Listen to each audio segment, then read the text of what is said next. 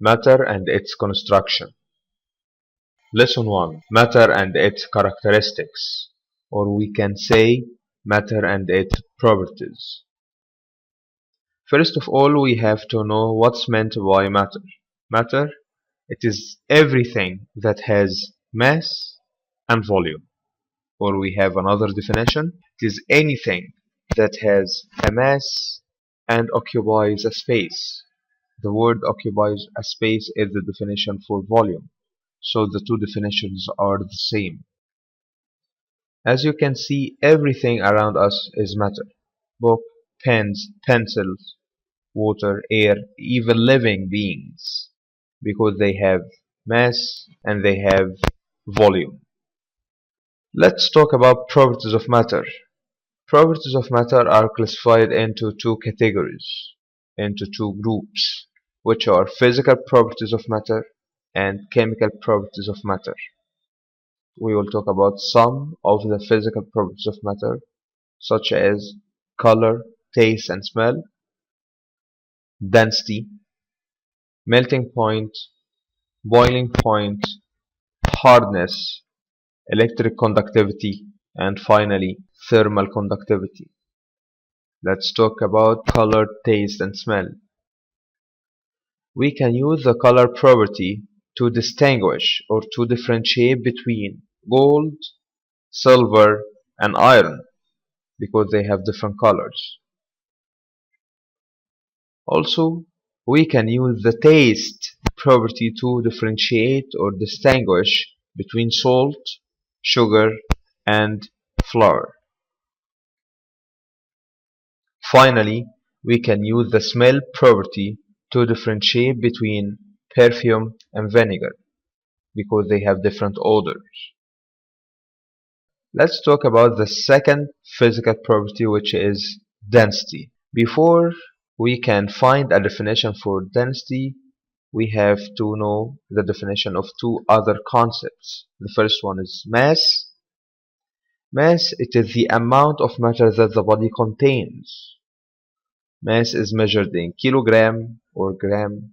Mass is measured by using sensitive balance. The second concept is volume. Volume, it is the space that a substance occupies. Volume is measured by cubic centimeter or milliliter. Volume can be measured by using graduated cylinder. Now we can find the definition of density. Density, it is the mass of unit volume of matter, or it is the mass of 1 cubic centimeter of matter. As you can see, unit volume is the same as 1 cubic centimeter of matter because the measuring unit of volume is cubic centimeter and unit means 1. The measuring unit of density is gram per cubic centimeter,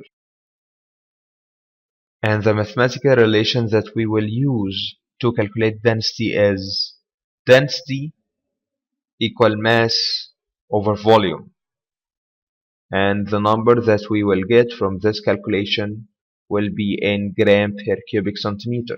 If you want to find the volume, volume is equal to mass over density, and the unit is cubic centimeter. For mass, mass equals density times volume, and the unit will be gram. For density, we will use the small unit, gram for mass, cubic centimeter for volume, so the measuring unit for density will be gram per cubic centimeter. We have a question here. What's meant by?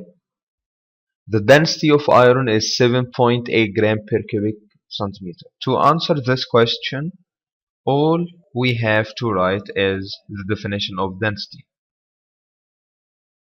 This means that the density of 1 cubic centimeter of iron equals 7.8 gram. If we want to explain it more, if suppose that we have cubic box made of iron, if its volume is 1 cubic centimeter, so its mass will be 7.8 gram. This is because its density is 7.8 gram per cubic centimeter. Another question, give reasons for. Equal volumes of different substances have different masses. This is because they have different densities. Each matter has its own density.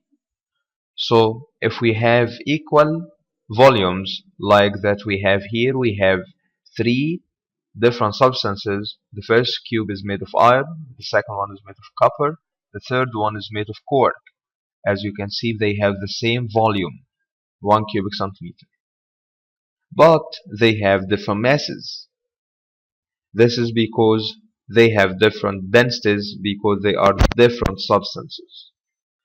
As you can see, if we started the statement with the word equal volumes, we will end it with different masses if we are talking about different substances.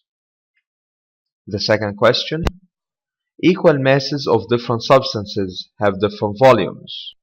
The same, but we started with equal masses instead of equal volumes in the last question, because they have different densities. The same three substances, iron, copper and cork, but at this time they have the same mass, 1 gram.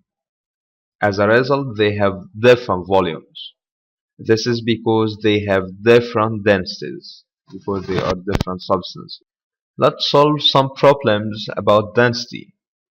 The question is, what is the density of 70 gram of a substance that occupies 50 cubic centimeters? To solve any problem, we have first to write given. Our givens in this case is mass is 70 gram. We know this number is related to mass because its measuring unit is gram. Of a substance occupies 50 cubic centimeters, so this is the volume and density is unknown. The second step is to write down the rule. We are talking about density, so we will put our hand over density, so it is equal to mass over volume. By substituting for each unknown, 70 over 50, this will be equal to 1.4 gram per cubic centimeter. The second idea about density, on determining copper density using a piece of copper of mass 88 gram, this is the mass of copper. The piece is immersed in 100 cubic centimeter of water, so this is the volume of water. The water increases up to 110 cubic centimeter. This is the volume of water and copper together. Find the density of copper. Given mass of copper is 88 gram, volume 1, which is the volume of water, is 100 cubic centimeter. Volume 2, which is the volume of copper and water, is 110 cubic centimeter. Density of copper is unknown. By using the rule, we want to find density. Density equal mass over volume. But because here we have two volumes and we need only to find the volume of copper only, so we will subtract the two volumes. Mass over volume 2 minus volume 1. 88 over 110 minus 100 equals 88 over 10 equals 8.8 gram per cubic centimeter. This is the volume of copper.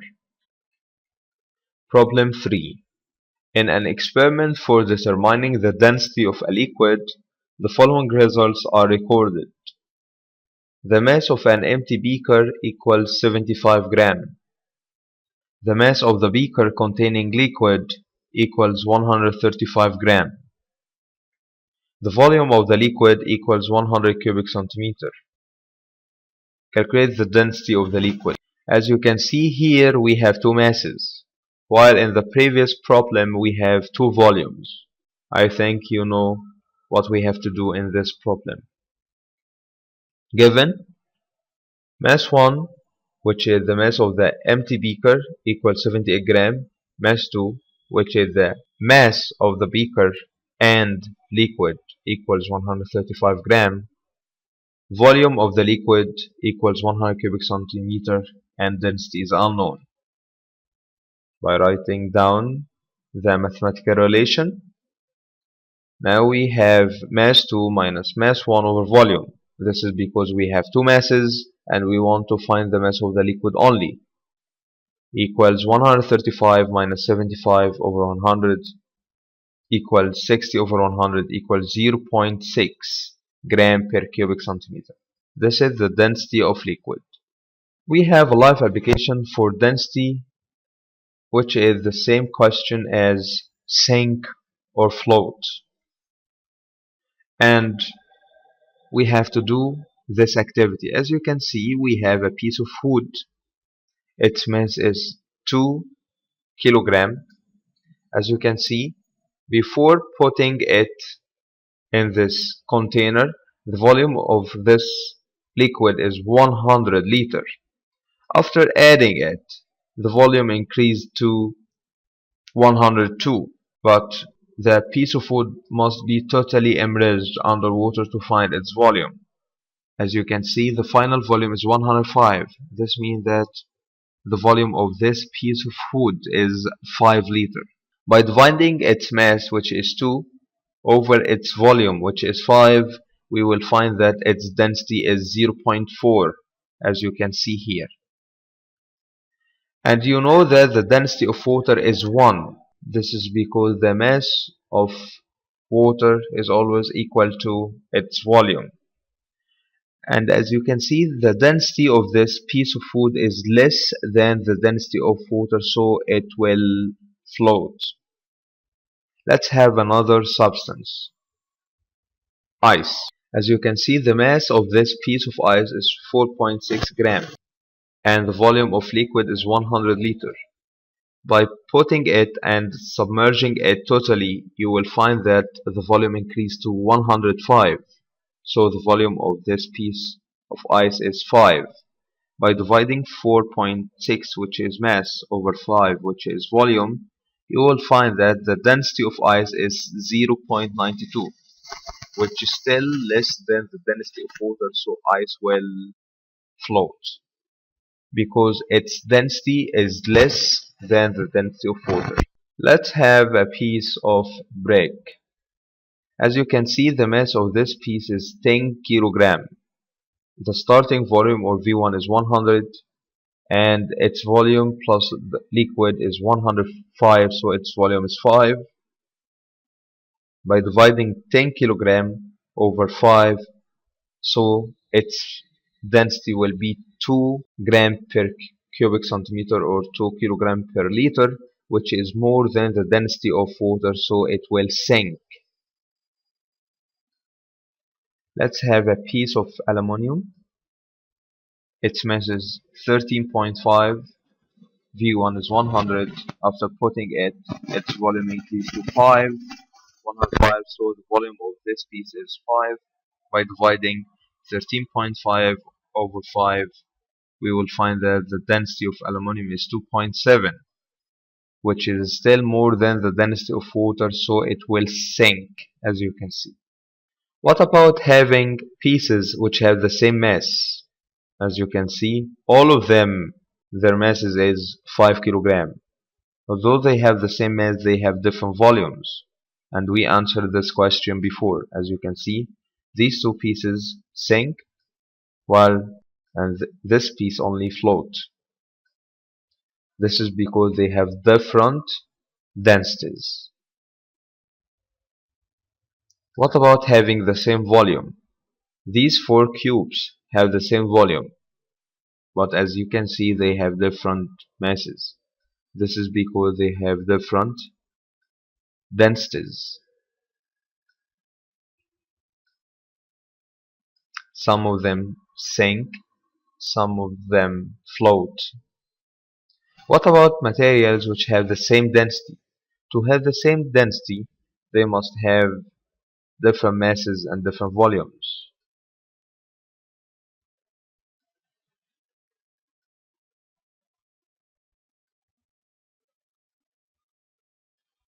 They have the same density, but they have different masses and different volumes.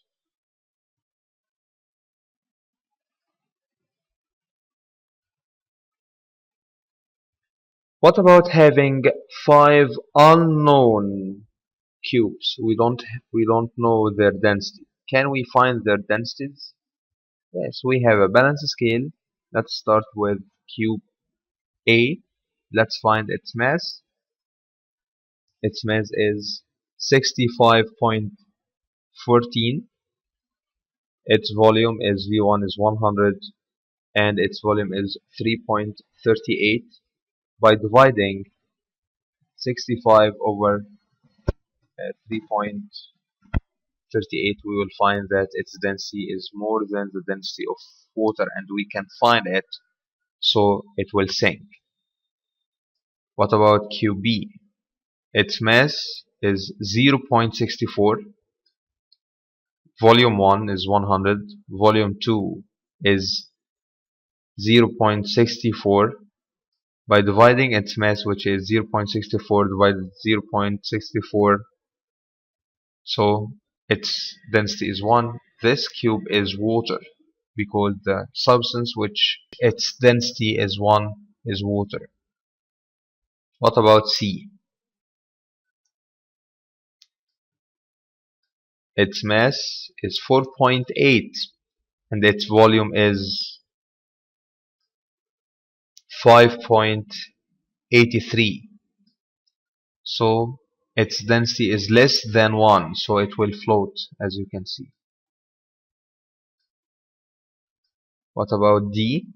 Its mass is 3.10 or 1. Its volume is 3.38. Its density is still less than 1, so it will float. The final cube, E, its mass is 3.53. Its volume is 1.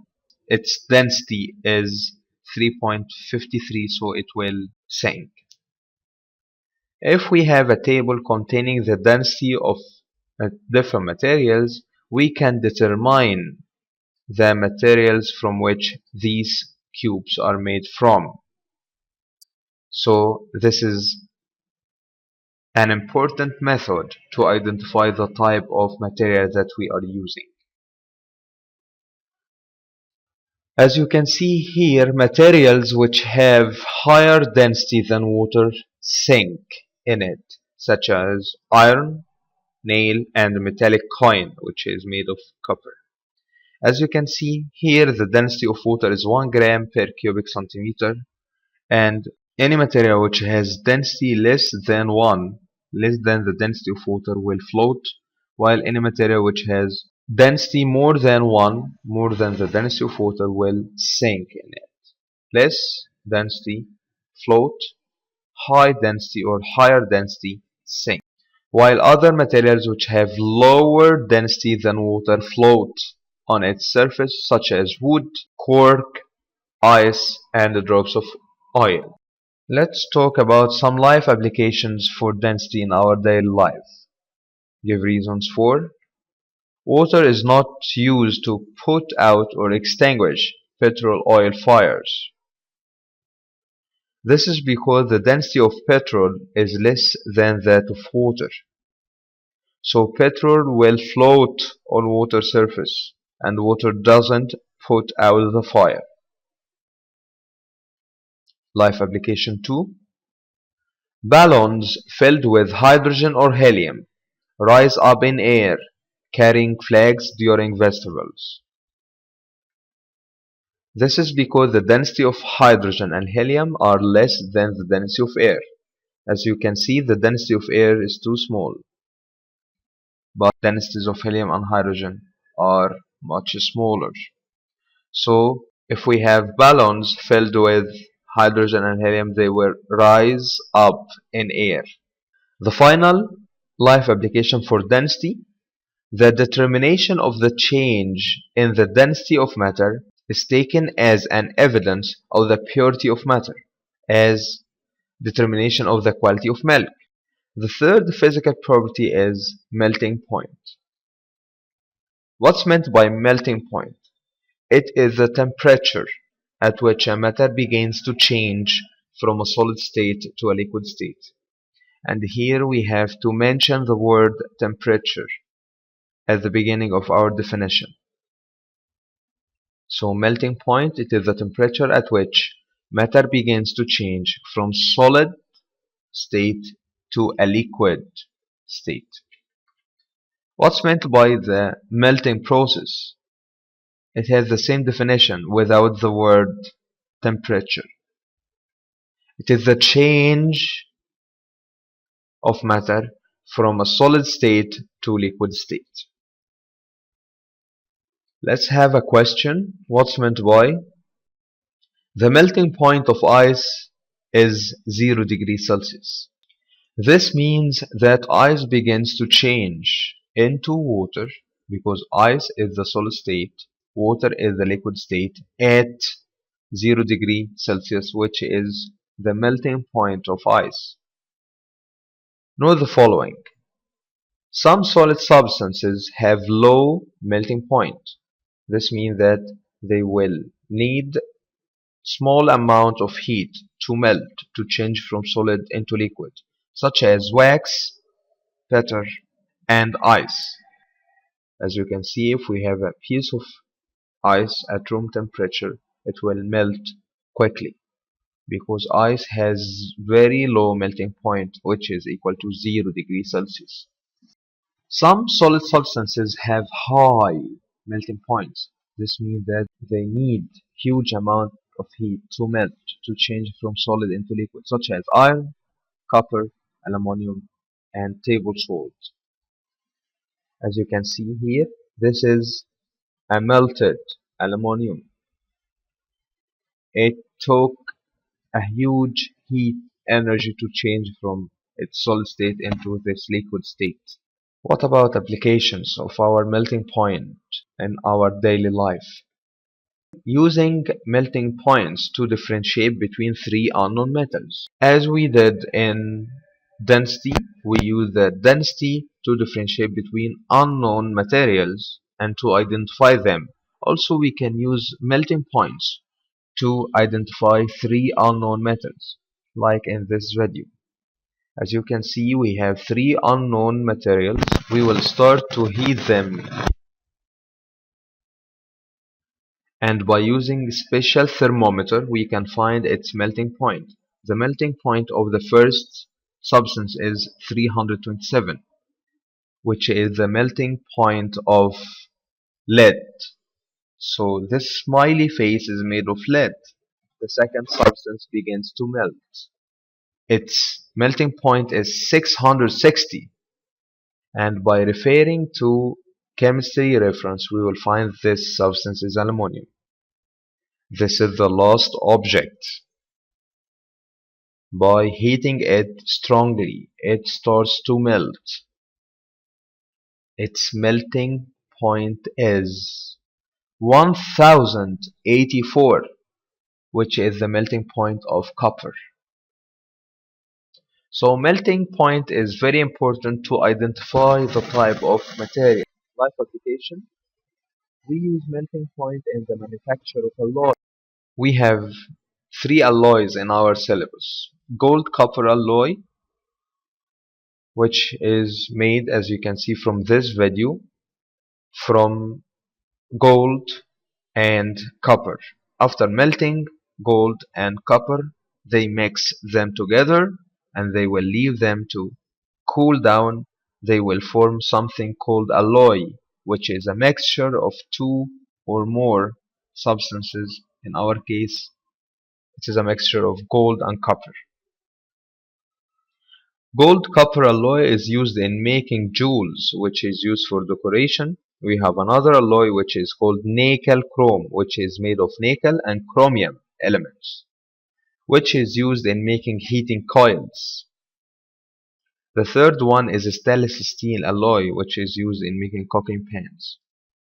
The second application for melting point is it is used in the manufacture of cooking pans from aluminum or stainless steel. Why? This is because they have high melting point. The fourth property is boiling point. We will find a huge similarity between boiling point and melting point. What's meant by boiling point? It is the temperature at which a matter begins to change from liquid state to gaseous state. Temperature liquid state, gaseous state, they are the key words. Boiling process. It is the change of matter from liquid state to gaseous state. What's meant by? The boiling point of water is 100 degrees Celsius.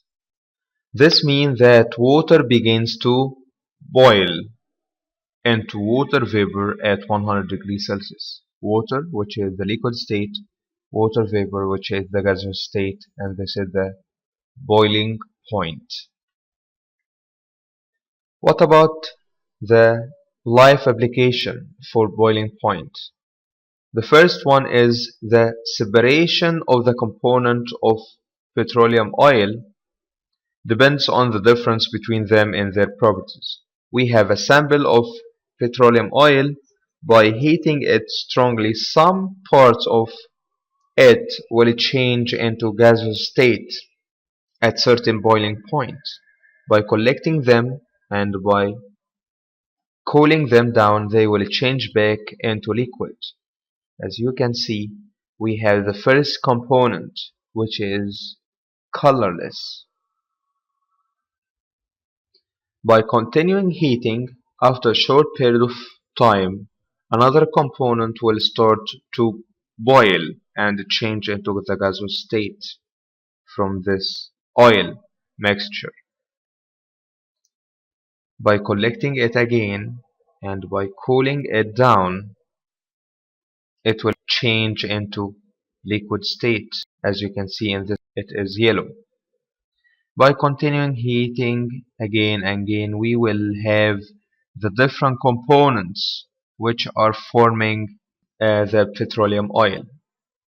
This is a great application for different melting points. So by using different boiling points, we can separate the components of petroleum oil because each component has its own boiling point, the temperature at which it will change from the liquid state into the gaseous state. Then it will be collected and cooled down so it will change back to the liquid state. The second life application is boiling point depends on the pressure. Whereas the pressure increases, boiling point increases.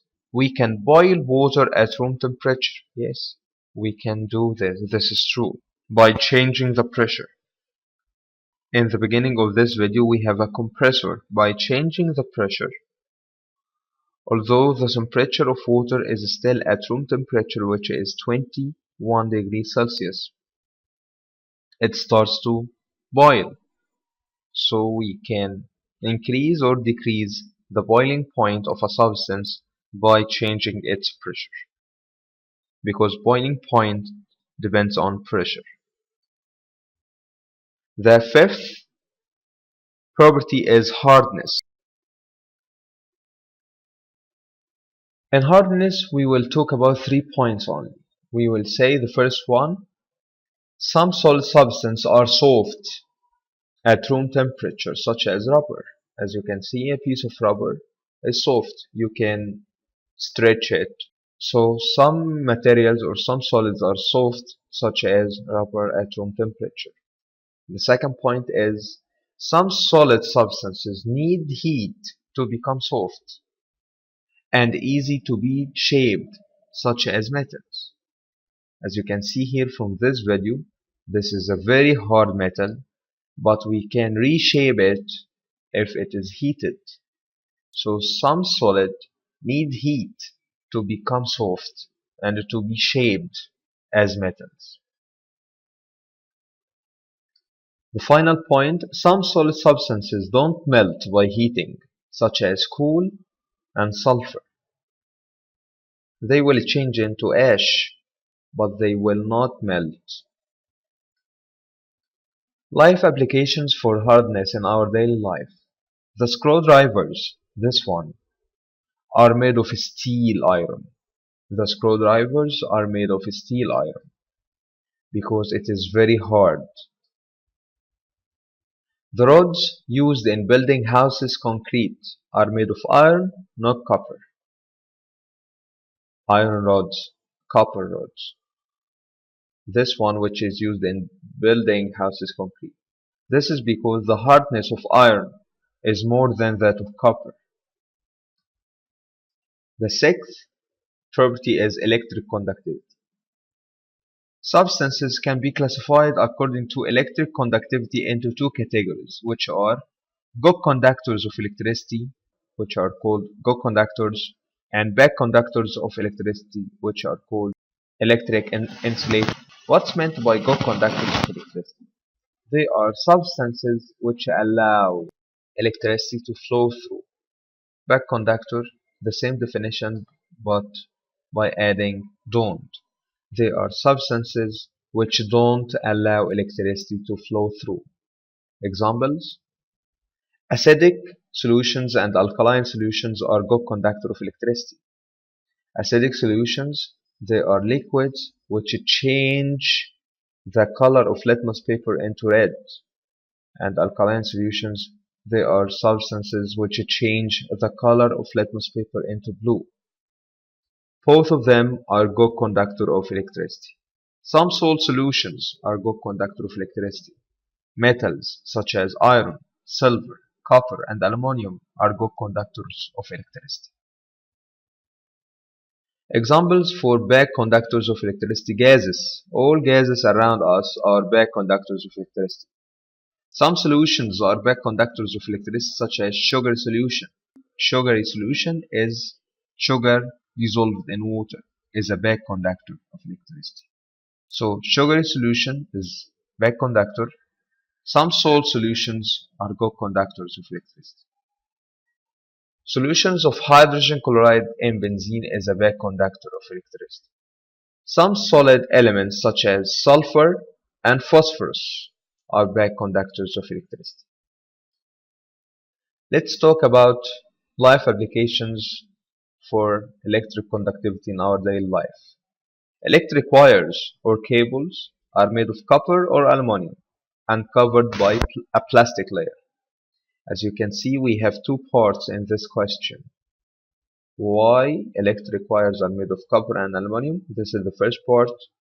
And why it is covered with a plastic layer? This is the second part.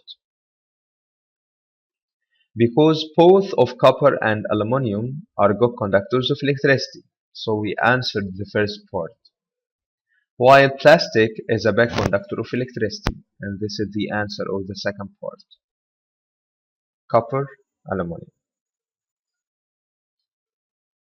The second life application for electric conductivity: screwdrivers are made of steel iron, this is the first part, while their handles are made of wood or plastic, and this is the second part. The first part, because steel iron is good conductor of electricity and it has a higher hardness, but wood and plastic are bad conductors of electricity, so we answer the first and second parts of our question. The seventh property is thermal conductivity. Substances can be classified according to thermal or heat conductivity into two categories: good conductors of heat, bad conductors of heat. We will use the same definition that we used in electric conductivity. Good conductors of heat, they are substances that allow heat to flow through. Bad conductors, they are substances that don't allow heat to flow through. Examples for good conductors: metals such as iron, copper, and aluminum. Bad conductors such as wood and plastic. Life application 1 for thermal conductivity: cooking pans are made of aluminum. This is because aluminum is a good conductor of heat. Also, it has a high melting point. Life application number 2: handles of cooking pans are made of wood or plastic. This is because wood and plastic are bad conductors of heat. Now we finished physical properties. Let's talk about the second category, which is chemical properties of matter. Metals can be classified according to their chemical activity into three groups: very active metals, less active metals, and finally inactive metals. Let's start with very active metals. What's meant by very active metals? They are metals which react with oxygen as soon as being exposed to humid air. Humid air means air plus water vapor. So they lose their metallic luster. Lose their metallic luster, they will not be shiny. A layer of rust will be formed on them as a result of their reaction with oxygen. Any metal react with oxygen, a layer of rust is formed, which is the metal oxide. Metal oxide is a compound resulted from the reaction between metal and oxygen. Examples for very active metals such as sodium and potassium. This is a piece of sodium. If we remove its outer layer, we will see that it is very shiny. It has a wonderful metallic luster, but as you can see, this metallic luster, as soon as is being lost due to its reaction with oxygen. This is a piece of potassium. Its reaction with oxygen is faster than that of sodium. They are very active metals. As you can see, they will react with water strongly. This is a piece of sodium. This is a piece of potassium. Its reaction with water is very strong. And a hydrogen gas is evolved, which is burned with a pop sound. As you can see, this is the strength of this reaction. These metals are very active metals. Life application for very active metals give reason for sodium and potassium, which are examples for very active metals, are kept under kerosene surface. Why? This is to prevent the reaction with atmospheric oxygen, because as you saw from the last video, they react strongly with atmospheric oxygen and with water. So they are kept under kerosene surface to prevent the reactions with atmospheric oxygen. What's meant by less active metals? They are metals which react with oxygen, like very active metals, but if left in air for some days and a layer of rust is formed. So they react with oxygen but slowly. They react slower than very active metals. Examples: iron, aluminum, and copper. Life application for less active metals give reasons for: steel bridges and holders of light bulbs are painted from time to time. Metallic spare parts of cars are covered with grease. The two questions have the same answer: to protect them from rust and corrosion. To protect them from rust and corrosion. Washing of cooking pans made of aluminum with a rough material. This is to remove any layer formed on them. The final type of metal is inactive metals. What's meant by inactive metals? They are metals which find great difficulty to react with oxygen. They don't react with oxygen under normal conditions. Examples: silver, gold, platinum, nickel, chromium. Life application 1 for inactive metals give reasons for: silver and gold are used in making jewels. This is because they are chemically poor active or inactive, so they don't rust. Life application number 2 give reason for: nickel, gold, and silver are used to cover other substances which rapidly means quickly, gain rust, to protect them from corrosion. Thanks for watching. This is the end of lesson 1.